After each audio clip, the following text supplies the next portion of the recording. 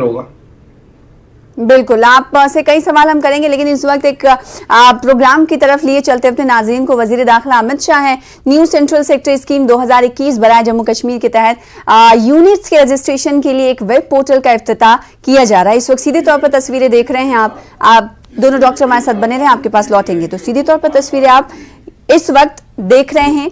एक स्कीम का इफ्तिताह किया जा रहा है। न्यू सेंट्रल स्कीम 2021 बराए जम्मू कश्मीर। देश में सबसे ज्यादा यही पैदा होता है। अगर वूल की बात हम करें तो दूसरे नंबर पर देश में वूल की पैदावार भी यही होती है। एक मोटे तौर पर धारणा जो देश के कई हिस्सों में है कि सेफ है कि नहीं है जम्मू कश्मीर में इंडस्ट्री डालना, और इसलिए मैं कहना चाहता हूं कि इसको अगर आप देखेंगे, जो डेटा हमारे पास एनसीआरबी का उपलब्ध है, तो वे राज्य जो न्यूनतम अपराध वाले राज्य, उसमें जम्मू कश्मीर हिमाचल के आसपास खड़ा है। लोवेस्ट क्राइम यहां होता है।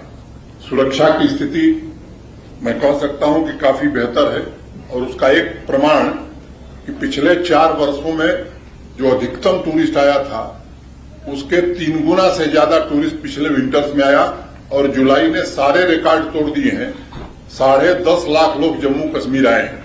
अगर मैं पार्लियामेंट्री कमेटीज की बात करूं तो 14 पार्लियामेंट्री कमेटी, 213 संसद सदस्य जम्मू कश्मीर आकर के वापस गए हैं। तो एक अच्छा वातावरण बना है। और पावर यूटिलिटी की अगर मैं बात करूं तो देश में सबसे सस्ती बिजली जम्मू कश्मीर में उपलब्ध है। इसका नुकसान भी हम उठा रहे हैं, उसकी चर्चा हम बाद में करेंगे। तो निवेश का एक बहुत ही अच्छा वातावरण बना है, और मैं कहना चाहता हूं कि पॉलिसी के लेवल पर भी जो सपोर्ट मिलना चाहिए, उसकी पूरी तैयारी हम सबने की है। गृहमंत्री जी ने ही और पीयूष जी ने मिलकर के इसे बनाया।